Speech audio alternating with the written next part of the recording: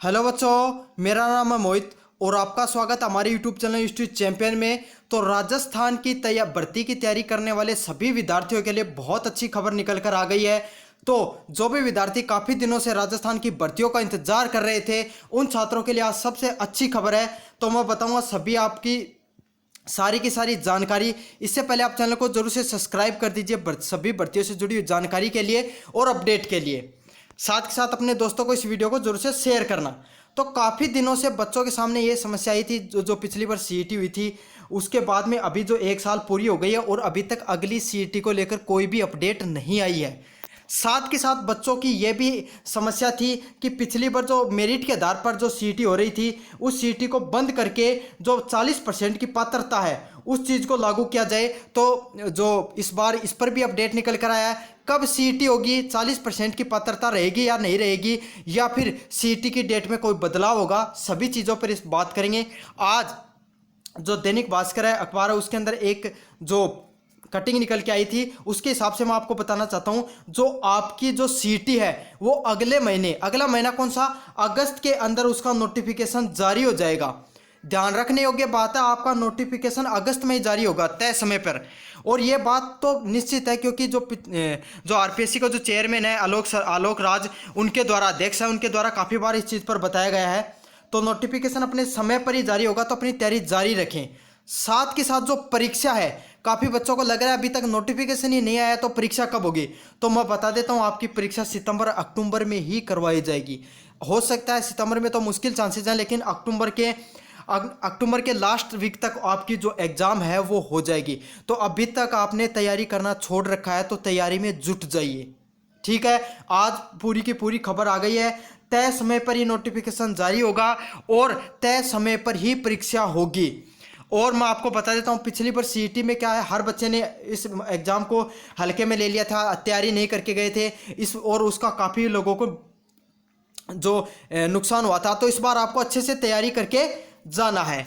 अच्छा, एक खबर और निकल कर आई है इसी के अंदर कि सीईटी है ना, उसका स्कोर अब 2 साल तक किया जा सकता है। मतलब पहले राजस्थान सरकार ने, जो गहलोत सरकार थी पिछली कांग्रेस की सरकार, उसके द्वारा लागू की गई थी और उन्होंने 1 साल की वैलिडिटी रखी थी।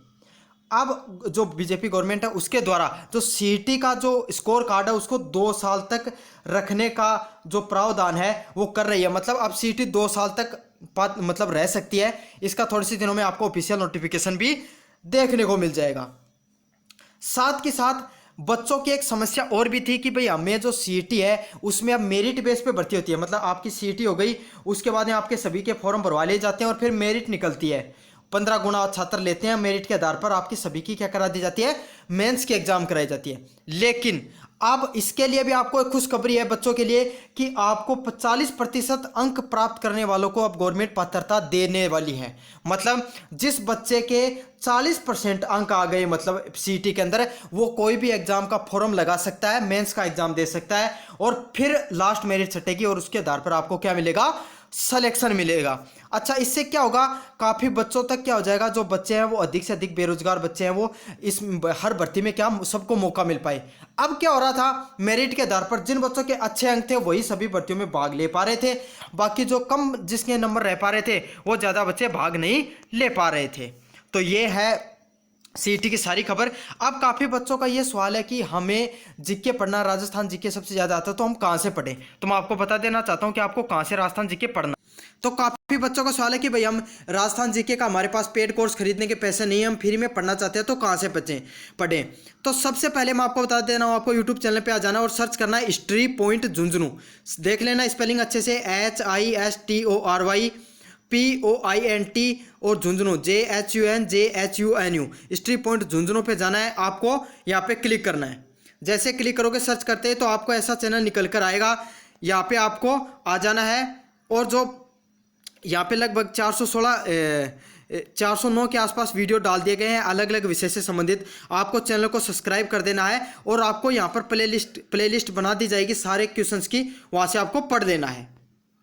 तो ये तो था फ्री में पढ़ने वाले बच्चों के लिए। भाई हम फ्री में कहाँ से पढ़े। अब कौन सी भर्तियां हैं वो 12th लेवल पे आएंगी और कौन सी भर्तियां हैं वो ग्रेजुएशन लेवल पे आएंगी, आपको ये भी बता देता हूँ। तो 7 परीक्षाएं हैं वो किस में आती हैं, जो 12वीं लेवल की जो सीईटी है उसके आधार पे आती हैं। कौन सी, छात्रावास अधीक्षक, जो छात्रावास का अधीक्षक होता है उसकी, वनपाल की भर्ती, कनिष्ठ सहायक, जमादार सेकंड ग्रेड की, कांस्टेबल की जो भर्ती आती है, जो राजस्थान पुलिस की तैयारी करने वाले विद्यार्थी हैं उनके लिए खास सूचना है।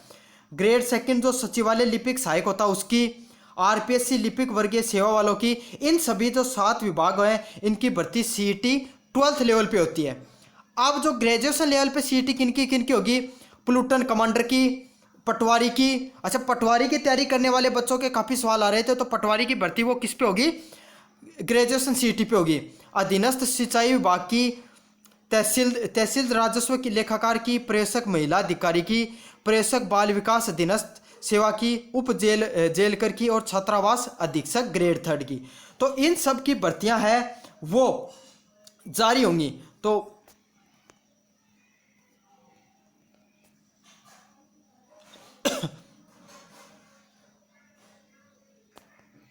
ये थी संपूर्ण जानकारी। इस वीडियो को अपने दोस्तों तक जरूर शेयर करना, हर बच्चे तक इस खबर को पहुंचा देना। साथ के साथ ये आपको कटिंग है वो मेरे टेलीग्राम ग्रुप पर मिल जाएगी, वहां से आप देख लेना। टेलीग्राम ग्रुप का लिंक है वो डिस्क्रिप्शन में आपको मिल जाएगा। धन्यवाद।